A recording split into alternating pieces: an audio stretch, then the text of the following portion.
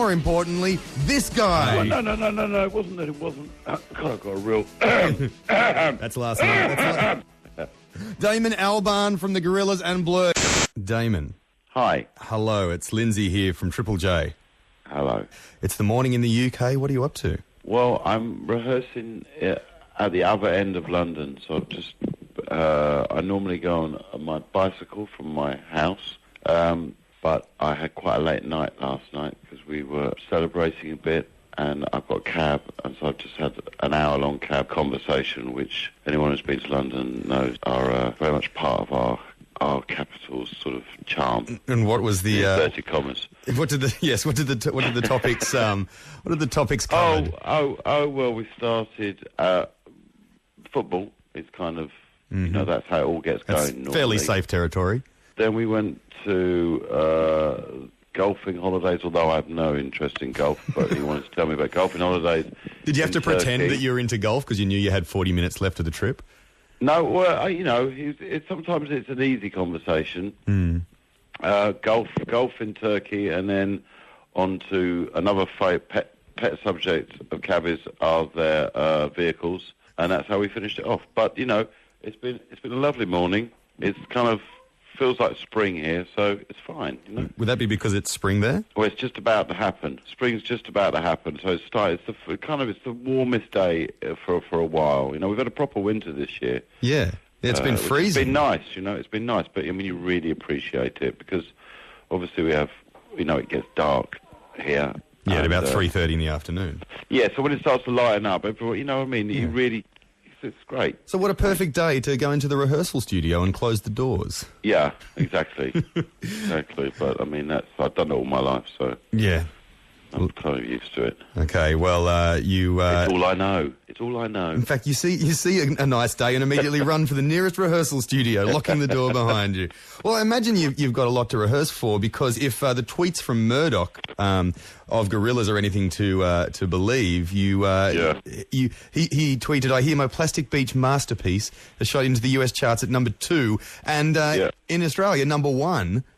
Yep. So that was what the celebrations were for last night? Well, it's done well. It's done well.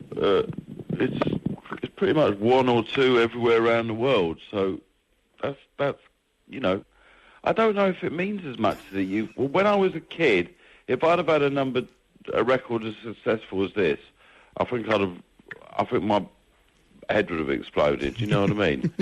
But I kind of sort of.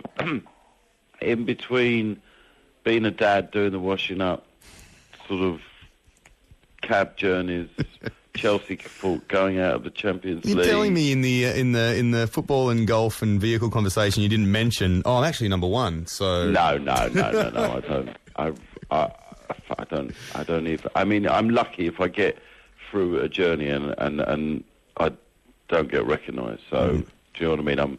It's a sort of mild state of bliss when no one asks me what I do. And today, sir, are we going to Plastic Beach by any chance? Well, you can if you want. Well, you seem it's closer to you than it is to me. Really? Is it? Yeah. Have you worked out a geographical position where the Gorillaz are? We worked out a geographical conceit. Yes. And it's in the Pacific. Okay. So this is where the Gorillaz are, and they're tweeting from at the moment. Well, yeah, they are. I have nothing to do with it. I realise it. Well, you just keep seeming to be popping up on their albums, and you seem to. Well, I make their records, and then they go and they're the kind of sort of. They're very much a manufactured band. Yes, exactly. They're entirely there. You are the Simon Cowell of the Gorillaz. I am. And exactly. I know No, I'm not saying that. I didn't say I am. No, you didn't. It's okay. You said that. Yes, I did. I'm putting on a great Damon Albarn voice. So why are the Gorillaz in this... why are the Gorillaz, these people you have nothing to do with, in this plastic world? Why is it a plastic beach? What, are you asking them or are you asking me? Well, you seem to know a lot about it.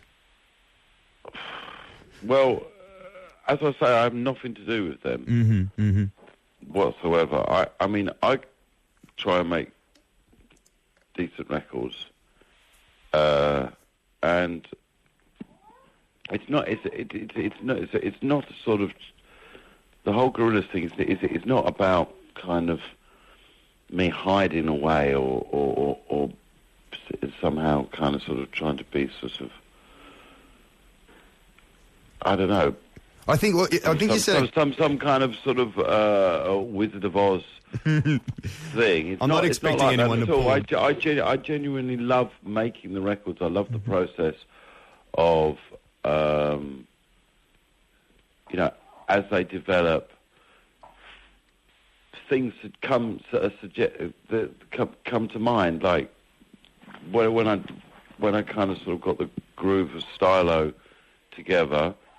I just sort of thought, God, wouldn't it be amazing to get someone like Bobby Womack, who I've always been a massive fan of, to sing over that kind of sort of quite cold electro beat, because I'd never heard that kind of voice over that kind of thing. Yeah, I think so it's very much an experiment, and some of it works, and some of it doesn't.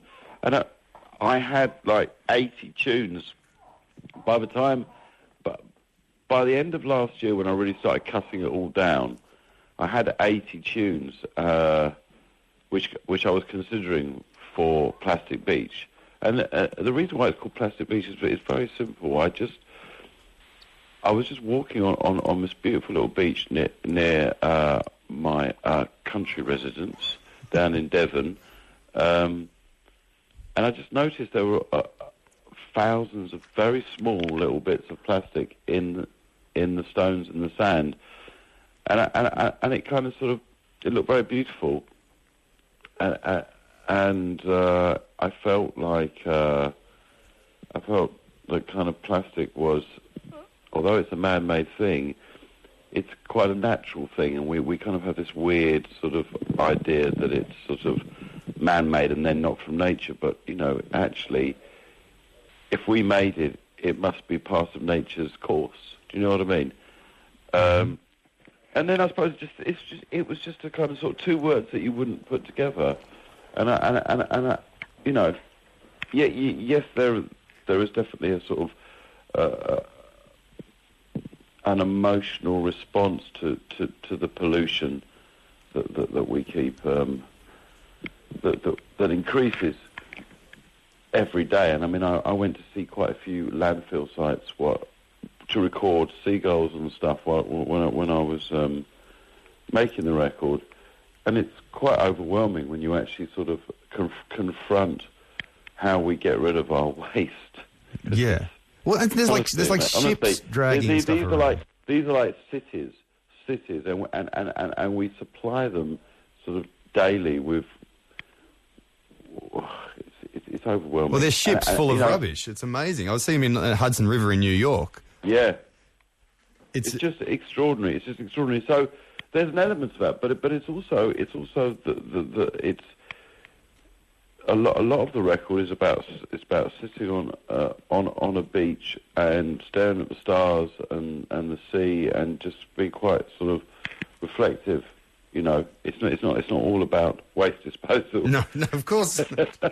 I would not have suggested that at all. But you have said, like you said in the doco in Bananas, that the one thing that you learnt from from Britpop is that it's very difficult in the UK to be experimental. And now, with your association with Gorillaz, experimentalism is the top of the menu. Well, that's why I like it, and you know, it's sort of by having the cartoons, which, you know, for a lot of people, that's what they're into. They don't even know that I make the records, and that's great, because they get a very different take on the whole thing. You know, they see it through the eyes of the cartoons, and I think that's really interesting. But you know, I'm not going to sort of pretend that the two, you know what I mean? Mm-hmm. Yeah, absolutely. James is part of it, but that's how we collaborate, and you know. He goes off on tangents that I would never even entertain, you know, and Murdoch and his Twitters, they all come from a guy called Cass Brown.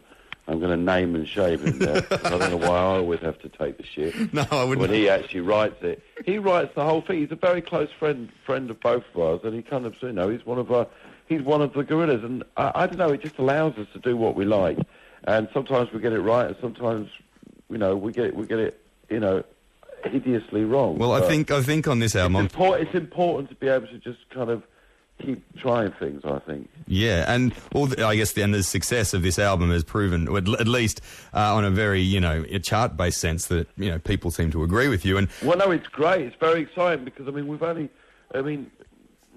a way, Stylo was not really the kind of obvious single to take off the record. We just sort of thought it was a good starting point, but I don't know. I think it's a record you can listen to time and time again, and it gets better. Well, I'm not even planning on playing Stylo during this interview at all. In fact, the song I want to play right now, and what I mean by that is play it in later when we run this interview on the radio. No, I know it works, mate. But it's "Welcome to Plastic Beach" with Snoop Dogg. Yeah. It's a great tune. And once we have a listen to it, I want to talk to you about the idea of using these amazing guests that you've managed to garner for this album more as instruments than as, cameos. So let's have a listen to... Well, I can tell you the ones I didn't manage to get, which is kind of more interesting. On Triple J, welcome to Plastic Beach by Gorillaz off Plastic Beach, and Damon Albarn is on the phone from the UK. All right, so you got Snoop Dogg on that track, and it's an amazing tune. Now, who did you not get? Who did I not get? Well, that's a big question, isn't it? If we're going to use the kind of sort of the sea analogy and netting and trawling and fishing, and throwing the bait in, the ones that got away. Yes.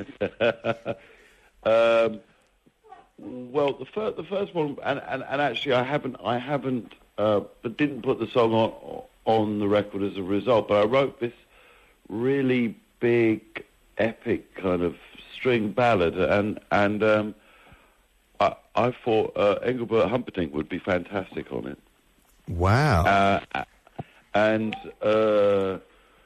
he got the tune, and we thought he was going to do it, and then, sometimes people just kind of, they either don't get it, or they, what I've learned kind of through making these records is that you've very much got to kind of sort of just let people make their own mind up about what it is that you're doing, And in the end, I think he it just didn't work out because he only comes to England like once a year, or whatever, and he wanted to be with his family, and it's fair enough. He didn't want to be faffing about in the studio with something he wasn't entirely, So anyway, that didn't work out. But the one that was really, I really thought was going to happen, and literally the guy was about to start recording, and then he backed out, was Barry Gibb. It's an Australian as well. Who was going to sing the kind of overload part on Stylo. And he was doing it, and then he wasn't doing it, and then he was doing it again, and then he literally was going into the studio, and I even remember the day, it was a Tuesday, in his studio in Miami, and then he got to the studio and he decided he had an earache.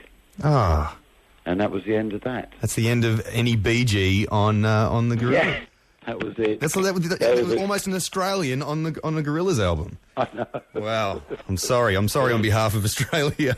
Well, you just win some, you lose some. Absolutely. It just would have been fun, and I think it would have sounded great. Speaking of fun, was Lou Reed fun to work with? He's notorious for not getting along with anyone. Fun? What, in what sense? Well, what kind of fun? What sort of... How were you in the studio? Like your surprise fifth birthday party? I don't remember my fifth birthday party.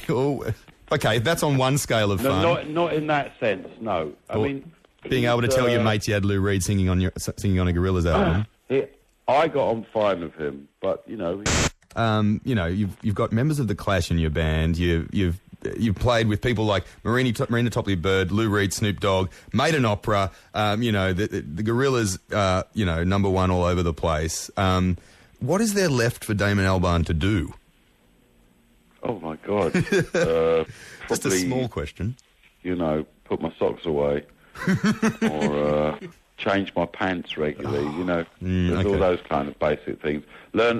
learn how to make a proper souffle. You know, lots of stuff. Okay. Lots of stuff. Oh, that's good. Well, you've set yourself some goals at least. I've got. Yeah, I mean, yeah. I think the secret. I think the secret to happiness is to never feel that you've kind of achieved anything. So you're always striving, or at least Always. a little bit disappointed. Yeah, I think disappointment is very underrated.